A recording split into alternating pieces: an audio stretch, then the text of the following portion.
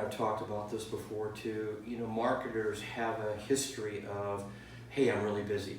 I'm really, really busy. Man, I got a lot on my plate. There's a lot going on.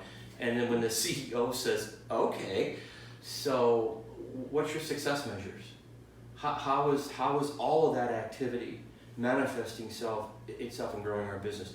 Well, I can't really measure this, and I can't, you know, I mean, Deming said years ago, you know, if you can't measure, it's not real.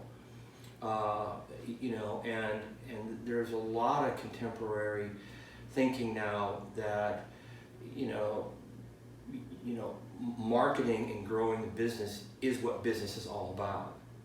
You know, that's the fundamental function.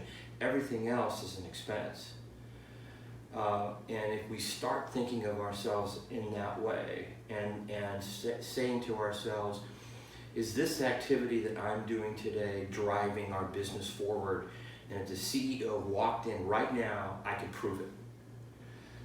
That's a real different game. And I like what you said too about, you know, the language of the C-suite. Both marketers understanding the language of you know, what's happening in the C-suite and not going in there and talking about click-throughs and billboards and creative, but talking about, you know, the contribution margin for joint replacement, you know, in this category is this.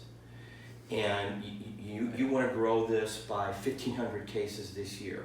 That means this. Here's the why of that contribution margin.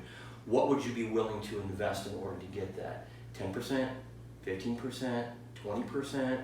You know, is there a competitive situation where we would be willing to invest 25%? You know, in order to shift that competitive advantage.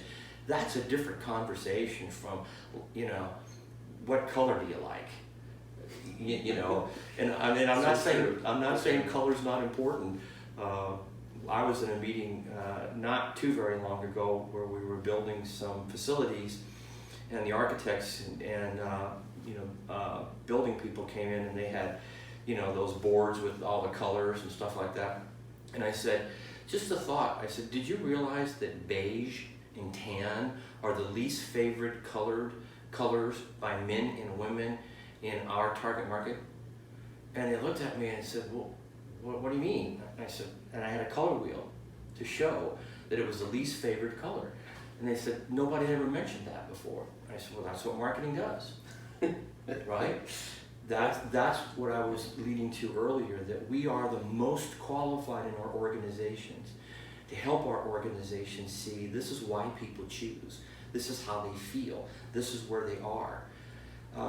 You know, and kind of getting back even to the millennial, if we understand that that population is getting HelloFresh delivered to their doors, they're buying their glasses on Warby Parker, they're getting, you know, things on Zillow, you know, they're getting everything on their phone, and we hand them a clipboard that looks like it came out of a, you know, World War II Army surplus store and say, hey, you have to fill this out again for the 7th time. It doesn't work. And that's why this idea of a contemporary marketer going from an obsolete strategy of brand awareness to a contemporary strategy of brand relevance, that's how we're going to make an impact. That's how the C-suite's going to say, wow, these people really know what they're doing, and they are an incredible business asset to our company.